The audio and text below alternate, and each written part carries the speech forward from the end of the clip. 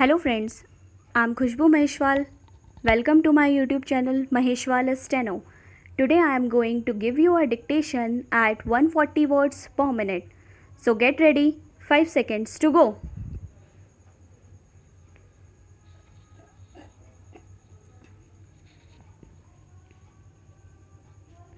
Mr. Vice Chairman, I wish to make a few observations of a general nature on the appropriation bill.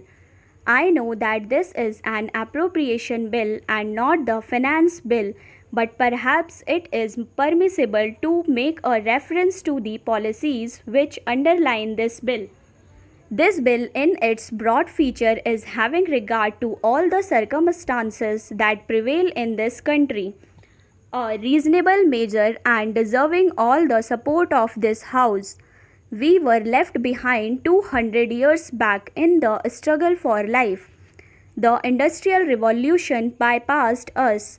We are now in the atomic age and we have somehow or other, if we wish to exist as a decent country in the world, to make up for lost time.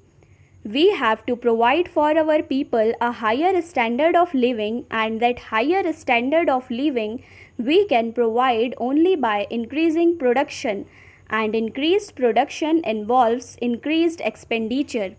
You cannot have increased expenditure without heavy taxation, and it is inevitable, therefore, that the tendency to tax more and more should increase with the expansion of states' activities.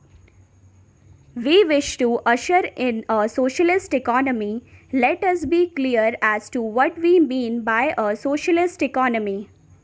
We have heard a great deal about the private sector and the public sector. Well, we have got a mixed system of economy, and I suppose too we have be fair to the private sector. But there is just one thing about it that you must be clear about. In a socialist economy, the direction of investment and the control of investment must rest in the hands of the state. In a socialist economy, the public sector must dominate the private sector. All this is vital for a socialist economy. I am glad for that reason to find, as an ordinary citizen who was engaging himself in legal studies, that we have nationalized life insurance. I hope we shall maintain and continue the policy. I can see no alternative to expansion of state activity in all directions that concerns the common man. It is only in some such way that we shall be able to provide employment to our hungry millions. Of course, it does not mean that every tax is a good tax. As one who rather likes to be described as a socialist, I have a little objection to indirect taxation. I think the better way to deal with the problem of taxation is to tax those who are in a position to bear the burden of taxation. We find the richer classes always saying that the taxation is very heavy. Even if the taxation was moderate, they would say it was heavy.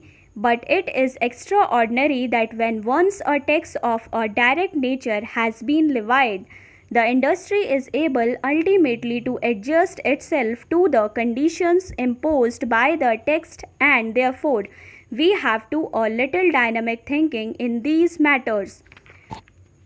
It does not mean that every item of taxation is a right item. Personally, I agree with my honorable friend that a tax on salt or a tax on food grains is not perhaps an idle tax. It is not a right tax, and it should be levied, if it has to be levied at all, with extreme moderation. But my general point of view is that I would favor more direct taxation and less indirect taxation. May I just say that planning needs trained personnel. We cannot in the 20th century compete with the advanced countries of the world without trained personnel, and it is for that reason I am a little worried, as one who has been connected with education for well over 35 years in my state, about the rapid fall in our university standards. Now I speak with some knowledge of this question. I have been connected as an examiner with many Indian universities.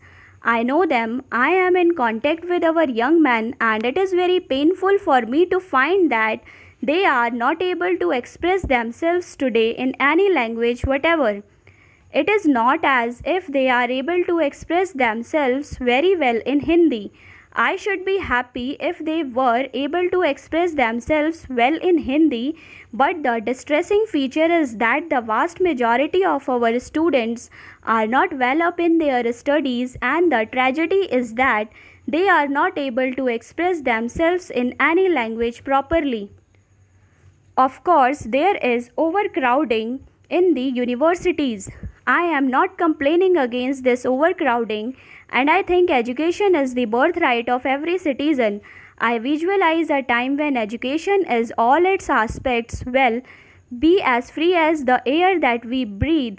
The only thing that we should require or we should demand is that the capacity to profit by higher education. Higher education must not be made too expensive for the poor. After all, the unfortunate section of the community has a right to a better deal. But what I am worried about is the fall in standards. We cannot ignore the claims of expansion, and there has been a considerable expansion of secondary education in our state. I think it is right that there should be this expansion. The question, however, is how we are going to reconcile the claims of expansion with the claims of efficiency. I am all in favor of diversification of our educational system, but by mere diversification of education, you will not be able to solve the problem of unemployment among the educated unemployed. You will merely substitute a class of specialist unemployed for the general unemployed today. How are you going to tackle this problem?